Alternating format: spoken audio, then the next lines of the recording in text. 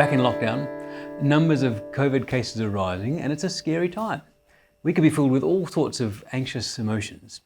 And so during the next few weeks, I thought it would be really helpful for us to look at passages in the Bible where God deals with his people in difficult times to give us encouragement and help. And the passage I want us to look at this morning is a wonderful little story from Genesis chapter 18 and Genesis chapter 21. In Genesis 18, God comes and visits Abraham and Sarah. And at this point, they're really old. It says that Sarah's over 90 and she's long past the time of having children.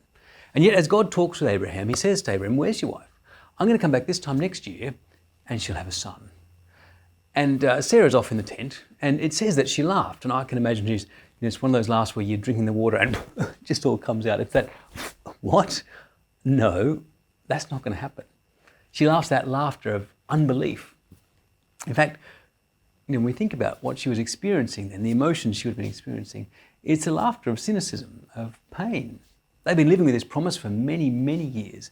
They've moved all the way across the world, they've lived in tents, and they've waited for year on year on year, and the child has never come. God said they're going to become the father of many nations, but there's not even a single child. And now she's past the time of having children. Sarah just doesn't believe it's going to happen. And in fact, by now, it's not just hard to believe, it's painful to hear.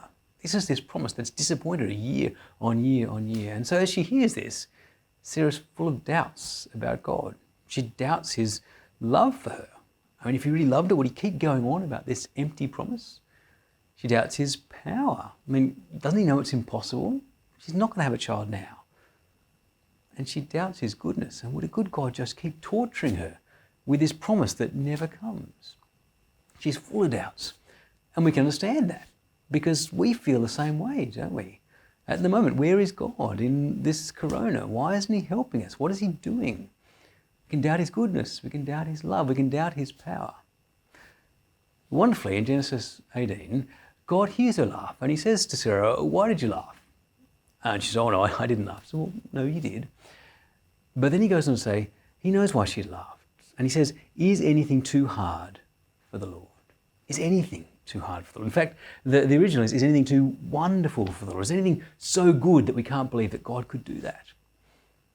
And the answer is no. And we see that in chapter 21, when a year later, Sarah gives birth to a baby boy. And she calls him Isaac, which means laughter, pointing back to the way that she laughed. But she says, "God has made me laugh, and everyone who hears it will laugh with me." See, she's laughing now in a totally different way, not cynical unbelief, not painful scoffing, but joy, simple joy. She's overwhelmed with laughter, with joy. She's just delighted at what God has done. And I think this is not just a story about what God has done once for one person back then, but this is actually a pattern of the way that God works with his people. He does bring us through painful disappointment and struggle and difficulty, but he brings us through it to bring us to joy. There's nothing too hard for the Lord. There's nothing too wonderful for the Lord. And his plan for us is to bring us to joy, ultimately joy with him in heaven. And when we see what he has done, we will laugh with joy as Sarah did. We might not see it right now. We're in the middle of the struggle. We might feel all those bitter, anxious, uncertain feelings that Sarah felt.